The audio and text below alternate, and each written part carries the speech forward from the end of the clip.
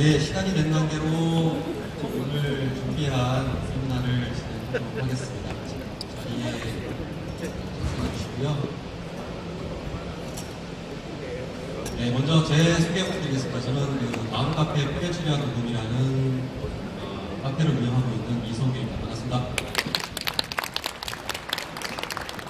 오늘 이렇게 온라인상에서만 뵙다가 오프라인으로 나왔는데 오늘 되게 귀한 시간을 좀 마련했습니다. 그래서 주제는 녹음의 약사와 한국 녹음의 여명이라는 주제를 가지고 두 분의 언론분들을 모시고 굉장히 어려운 소리를 했는데 언론분들을 모시고 굉장히 귀한 시간을 듣도록 하겠습니다. 먼저 발표를 해주실 권식철 박사님을 소개해드리겠습니다.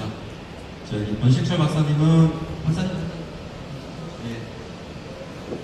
양력을 간단히 소개해드리면요. 권식철 박사님은 1980년도에 현재 카이스트인 한국과학원 재료공학 박사를 공부하셨고요.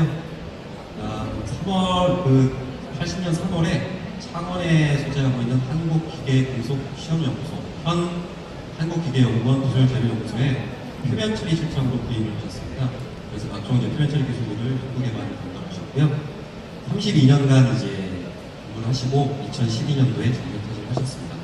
그 이후에 2013년부터 충북대학교, 한국산업기술대학교, 인하대학교에서 표면처리 분야를 강의하고 계시고요.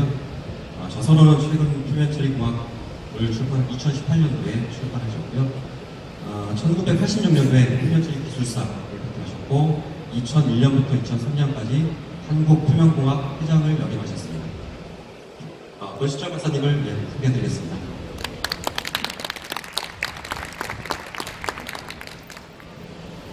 예, 반갑습니다. 방금 소개받은 권식철입니다. 저는 현재는 인하대학교에서 표면처리 강의를 하고 있지만 오늘 이 자리에는 코피커라는 이름을 걸고 나오게 됐습니다.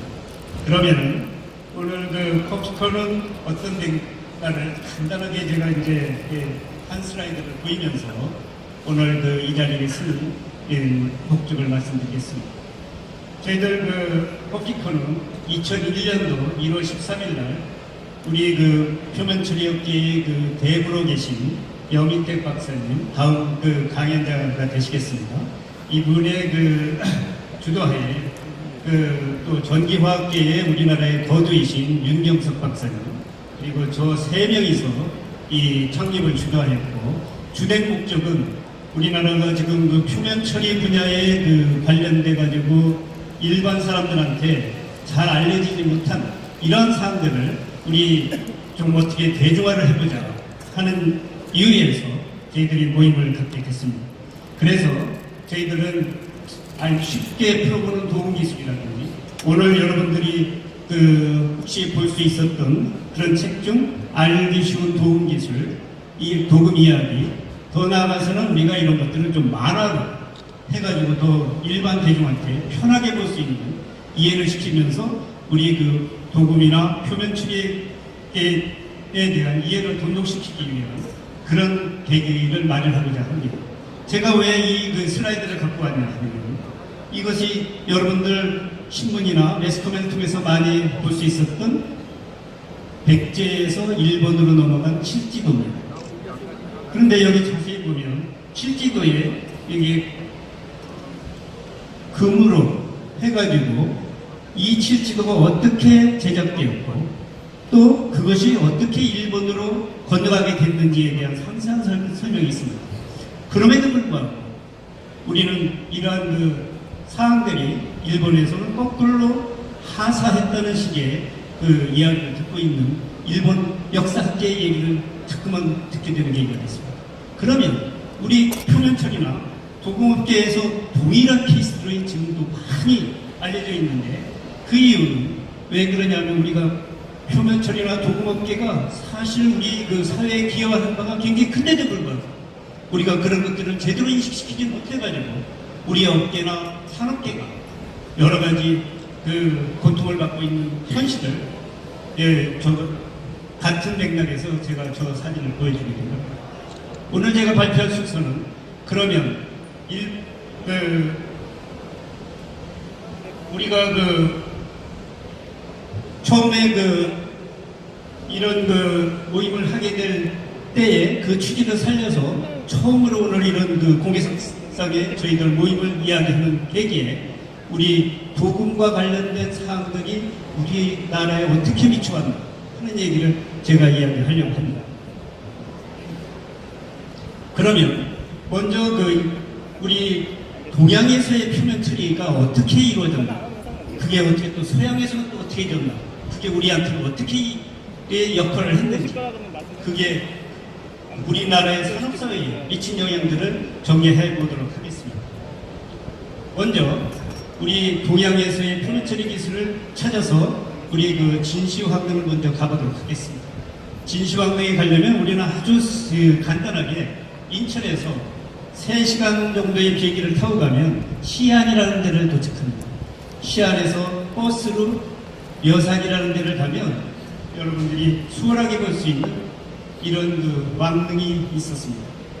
이게 당초에는 한 200m 정도의 고도로 되어 있었지만 현재는 이제 한 50m로 낮아지는 2000여 년의 세월이 거쳐서 이렇게 자연적으로 낮아지게 됐습니다. 그런데 우연하게 사람들이 우물을 파다 보니까 나온 게 토기 조각이 나왔었습니다. 그게 바로 1974년도였습니다. 그런 과정에서 이게 후에 진시황릉이라는 보물의 가치가 있다는 것을 그 후에 알려지게 됐습니다. 그래서 현재는 중국에서 이쪽을 굉장히 데코레이션을 잘해가지고 국부를 창출하는 중요한 그런 보물로 되어 있고 세계적으로도 8대 불가사의에 해당하는 보물로 지정하고 있습니다. 그런 것과 마찬가지로 우리 표면 처리도 사실은 도금도 그런 가치를 갖고 있는데도 불구하고 우리가 스스로 그런 것을 찾아내지 못했던 그런 것들을 우리 코피코는 한번 시도해 보려고 합니다. 여러분들 여기서 보는 바와 같이 아까 굴이 여러 개가 있는데 그 중에서 두 번째 굴을 파고 들어가 보면 이런 전경이 보입니다.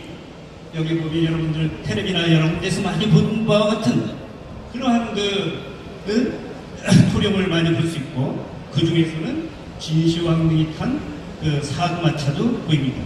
그런데 제가 보이려고 하는 것은 단지 이런 것이 아니고 여기에서 여러분들이 볼 수 있는 이런 것이 여기서 같이 나왔다는 거예요. 이게 뭐냐? 이 사람이 지금부터 2200년 전의 사람입니다. 2200년 전에 이런 칼을 갖고 있었던 소유자가 되겠습니다. 2200년 전에 그 칼에 무엇이 있었냐 하면은 10마이크론 두께의 크롬 산화막이 있었다. 이거 가지고 중국에서는 굉장한 센세이션을 일으키면서 이 크롬 산화 피막이 독일이나 미국에서 1950년대에 특허를 냈는데 그 특허가 자기네들이 더 먼저다 얘기해요. 이런 식으로 지금은 중국은 자기네들의 가치를 높이고 있습니다. 우리의 가치도 우리 스스로가 높여야지 누가 높여주는 게 아니고 여러분들 한번 이런 생각을 하면서 앞으로 우리 분야에 관심 있는 분들이 어떻게 하면 우리의 가치를 높일 수 있는 노력을 같이 해주기를 기대합니다. 이러한 스토리가 어디에 적혀 있냐면 이와 같이 이 중국 전주사라고 하는 이 한자가 이게 좀 여러분들 익숙하지 않은 분들이 있는데 내용은 뭐냐면 중국의 전 표면 처리 기술의 역사입니다. 그런 것들을 책을 만들어서 홍보를 하고 있습니다. 그런데 우리나라에 이런 것들이 있었나요? 지금까지? 여러분들 우리도 이런 게 필요하지 않을까요? 우리가 우리 도금이나 표면 처리 사회에 이렇게 몸을 닫고 있는 사람들이 이런 역사와 뿌리를 같이 만들어 나가셔서 앞으로 우리가 우리의 가치를 제대로 성립시킬 수 있는 필요성을 느끼지 않을까요?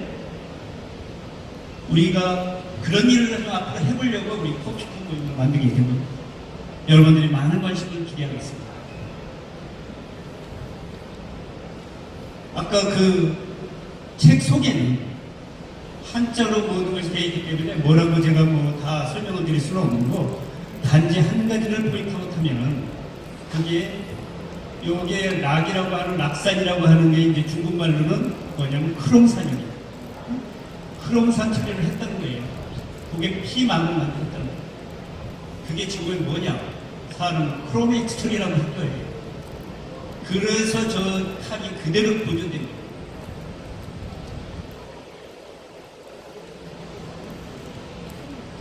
그래서 중국은 2200년 전에 저렇게 큰 성과를 이뤘는데도 불구하고 그 후에 제대로 된 그 발전의 기회를 놓쳤습니다. 왜 그러냐? 그것은 유럽의 근대의 과학기술을 따라가지 못한 케이스가 됐기 때문에 유럽은 이탈리아의 북부 지역에 발반이나 몰타라는 사람이 배터리를 그 당시에 만들었습니다. 1800년에 배터리를 만들어서 그것을 가지고 영국의 다니엘이라는 사람이 조금 더 개발해가지고 연속적으로 전기를 통할 수 있는 계기를 만들었습니다. 그걸 통해서 엘링턴이라는 사람이 그 다음에 금도금을 하기 시작했어요. 상업적으로 첫 번째 특허를 낸 사람입니다. 그럼으로써 그 금도금을 가지고 많은 사람들한테 전파를 시키는 계기가 됐습니다. 그것이 일본 애들은 굉장히 빨리 받아들였어요. 그래서 일본을 통해서 우리가 한국에도 오게 됐는데 그와 동시에 그 당시에는 프루시아라고 해가지고 독일의 북부 지역에 포스탐이라는 동네에서 자콥이라는 사람이 카파의 전주동까지 하는 계기를 만들었어요. 그래서 이 양반도 돈을 많이 벌었어요. 그 당시 동부한 사람들은 돈을 다 많이 버는 사람들입니다. 그만큼 그 당시에 첨단 기술이었어요.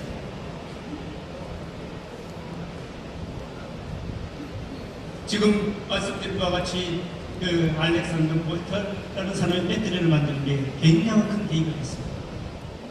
그래서 이 양반을 통해서 우리는 여러분들이 많이 흔히 전압을 잴 때 볼트라는 전압 단위가 나오게 된 게 이 양반 이름에서부터 나오게 됩니다. 그런가 하면 학교에 문턱이고 가보지 않은 그 마이클 파라디라는 사람이 있습니다. 이 양반은 취미생활로 이 도구과 관련된 또는 전기화학과 관련된 기초를 정립시키신 거예요. 학교를 많이 다녔다고 해서 되는 게 아니고 본인이 얼마나 관심이 있고 열심히 하느냐에 따라서 이런 큰 성취를 이뤄서 발자취를 만드시는 거예요. 이 양반은 우리가 도금 두께를 어떻게 전기량하고 연계시켜 볼까 해가지고 그 관계식을 만들었는데 이것이 여러분들이 항상 도금 두께 계산하고 할 때 쓰이는 공식이 되겠습니다. 이와 같이 우리가 자기 분야에서 열심히 하신 분들이 항상 존경받고 하는 풍토를 유럽에서는 일찍부터 잘 만들었습니다. 그 양반의 학벌이 중요하지 않았습니다. 성취가 중요했었습니다. 우리도 그런 풍토를 만들어 나갈 수 있도록 한번 노력하지 않겠습니까?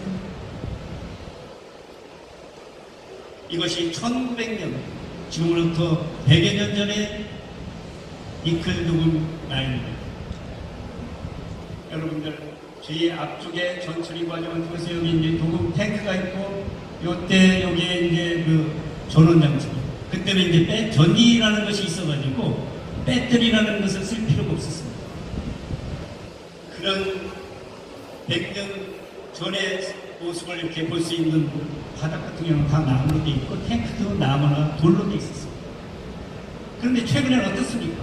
이것은 우리 국내에 있는 그 도금 라인, 니클 도금 라인이 사람 하나 없죠? 다 자동 설비로 되어 있죠? 우리나라도 이미 국제적인 수준의 이런 자동 설비로 다 도금 라인이 되어 있습니다. 그 당시 도금에 제일 많이 인기 끌었던 아이템들, 볼트나 나트, 또 수저 같은 거, 이런 것들이 그 당시에 제일 100여 년 전에 이것으로 굉장히 인기를 끌었습니다. 그래서 도금이라는 것이 사실은 우리 주변에 첨단 기술 중에 다 응용되는 아주 중요한 기술임에도 불구하고 우리가 하찮게 대우받았던 표면처리나 도금의 세계가 현재까지 지금 이어왔습니다. 그런데 우리 주변에 도금, 표면처리가 없어가지고 뭐 재는 제품이 있겠습니까? 여기 보시면 자동차 부품에 여러분들 그 도금하는 업체들이 굉장히 많이 있는 것으로 제가 알고 있습니다. 그런가 하면 PCB 라인에도 얼마나 그 도금이 많이 쓰고 있습니다. 그런 것들이 결국 그 조합이 돼서 자동차, 비행기, 고속철철, PC 여러분들이 항상 갖고 다니는 휴대폰에 다 내장되어 있는 거 아닙니까? 곁으로 보이지 않는다고 해서 그렇게 우리가 지시당하고 있으면 되겠습니까? 이게 우리의 그 현실을 극복할 수 있는 좋은 계기로 한 번 좀 만들어 보십시오. 그러면 유럽의 도금 발전사를 한번 이렇게 점검해 보도록 하십시오. 아까도 이야기 드린 바와 같이 유럽은 1936년에 엘킨톤이라는 사람에 의해서 금도금을 하면 따라서 도금에 대한 인식이 확 바뀌었습니다. 굉장히 그 당시에 첨단 산업이었습니다. 그것이 그 후에 여러 사람들을 거쳐가지고 개발되고 해서 사실은 1850년대에 일반 도금에 대한 상용화는 유럽에서는 다 이루어졌던 겁니다. 그래서 더 그렇게 개발할 사람들이 그렇게 많지는 않았는데 이게 미국에 넘어갔어요. 미국에 넘어가면서 상황은 많이 달라졌습니다. 여러분들 아시다시피 왓트나 사전트 이런 사람들이 다 미국 사람 아닙니까? 미국에서는 단지 그냥 도금뿐만이 아니에요. 이게 새로운 혁신을 만드는 계기가 됐습니다. 그게 뭐냐면 PCB를 이루게 됐고 트랜지스터를 이루게 됐고 더 나아가서 먼지 PCB나 지금 여러분들 반도체에서 많이 쓰이는 TSV라는 것을 그 당시에 이미 샤프리라는 사람이 1960년대에 벌써 그쪽을 시대에서 구현을 해서 특허를 해서 사람이 있습니다. 이런 식으로 도금과 관련된 역사는 굉장한 첨단 쪽으로 많이 가고 있었습니다. 그래서 미국에 가가지고 1930년 이래로는 반도체와 통신산업으로 첨단 도금 시대를 개척하게 된 겁니다. 그런데 우리나라는 어땠을까요? 우리나라도 일본으로부터 지금 도금 기술은 넘어왔습니다. 일본은 1850년대에 이미 개발을 해가지고 유럽으로부터 도금 기술을 배워와서 금은 도금을 그 당시 벌써 했습니다. 규슈 지역에서 맨 처음에 이루어졌습니다.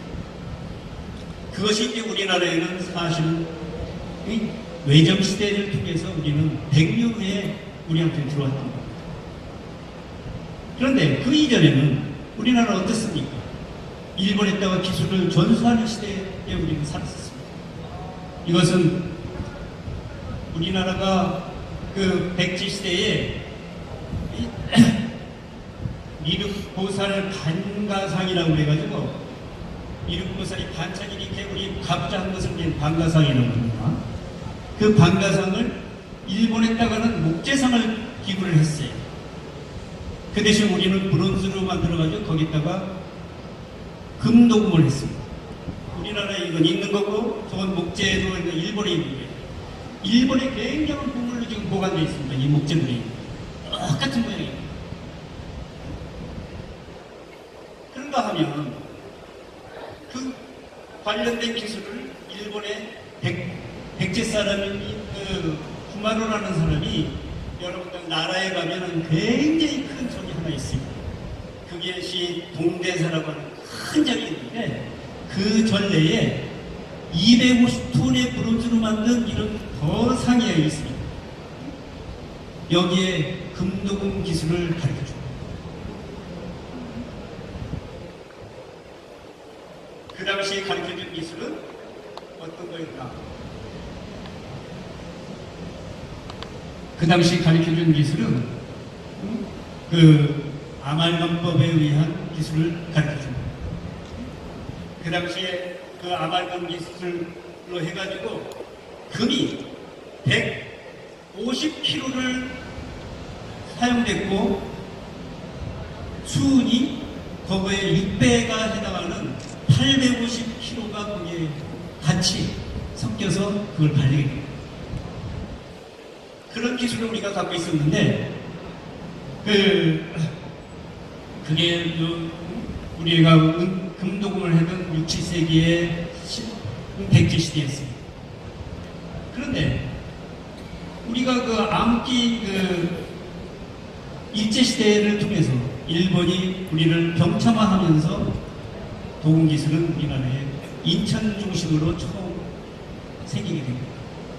그 이전에는 우리는 그래도 다행히 사실 임진왜란 때는 용융 도금을 하는 기술도 사실은 확인됐습니다. 여러분들도 임진왜란 당시에 입었던 갑옷 거기에는 주석 도금이 돼 있습니다.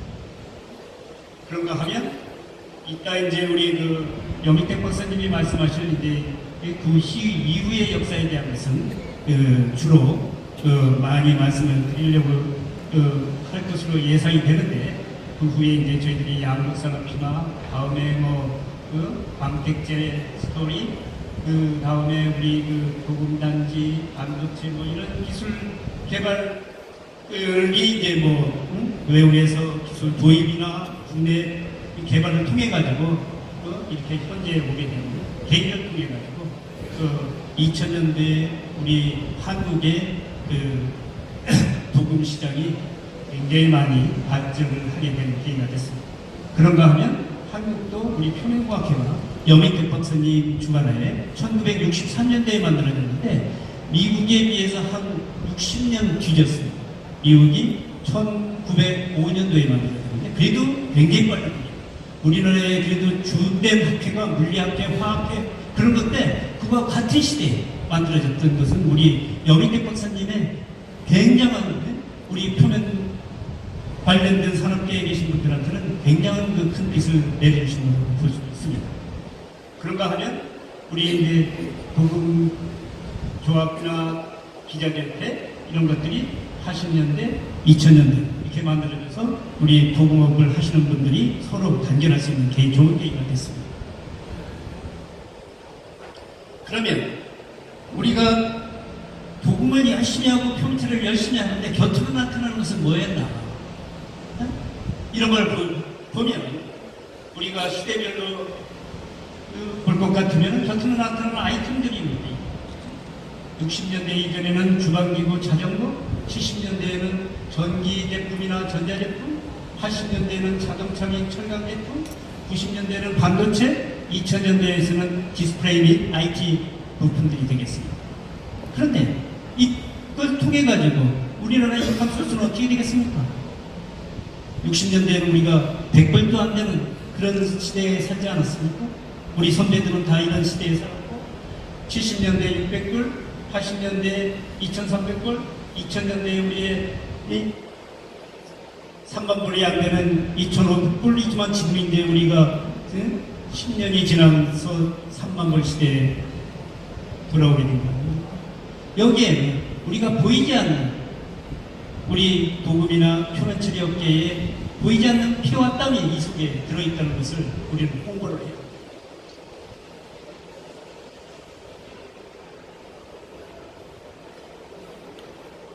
이것을 우리나라의 경제지표를 산업별로 표시한 2000년까지의 모습을 보여주고 있습니다. 아까 말씀드린 바와 같이 60년대 우리는 수출할 수 있는 것들이 몇 가지가 안 됐었습니다. 그래서 100불 이하의 생활을 우리가 했지만 그 다음부터 텍스타일, 스틸, 그 다음에 자동차, 80년대에는 자동차, 90년대에는 반도체, 2000년대에는 세마이컨덕터 이런 식으로 해가지고 우리 국가적으로 세계에 자랑할 만한 역사를 크게 만들었던 거예요. 이게 우리나라의 지표가 되지 않았겠습니까? 우리는 10대 수출무역국으로 세계에 등장하는 아주 획기적인 성과를 이루는데 우리 나름대로의 도금업계와 표면처리업계가 기여한 것은 굉장히 큽니다. 간단하게 우리 표면처리업계의 이 상황을 말씀드리려고 하지만 이건 여러분들이 많이 알는 거기 때문에 간단하게 설명만 하도록 하겠습니다. 우리 대부분의 경우는 전기 도구업체가 50% 이상을 넘는 우리 현실에 있고 그 시장 규모는 2012년에 우리가 190억 불 정도의 시장을 갖고 세계 시장이 이렇게 된다고 하는 것으로 3%씩 매년 증가하는 것으로 알려져 있습니다. 이 시장을 우리는 놓치지 않아야 합니다. 그리고 우리 도금업계는 경인 지역의 한 60%, 나머지 다른 지역에 있는데 부산 경남 지역에 그래도 한 20%. 거기에는 우리 나름대로 국가적으로 또는 또 관련된 산업계의 모임을 만들어가지고 클러스터라는 것을 만들어서 여기 지역에는 청정 클러스터를 우리가 만들어서 운영하고 있고, 부산 경남 지역에는 신기술 융합 도금 클러스터를 만들어서 운영을 해서 보다 더 우리 산업계가 기술 개발 내지는 산업 인프라를 구축할 수 있는 좋은 계기를 만들어 나갈 수 있었습니다. 우리가 관심 있게 보여야 할 것이, 우리가 이제 도금업계가 단순하게 단지 환경 친화적이 아니다고 하는 비난을 많이 받았는데, 지금은 많은 변화를 거쳐서 환경 친화적으로 많이 바뀌는데, 거기에 건식도금은 많은 기여를 했고, 지금 여러분들 중에서도 건식도금을 하고 계신 분들도 있으리라고 합니다.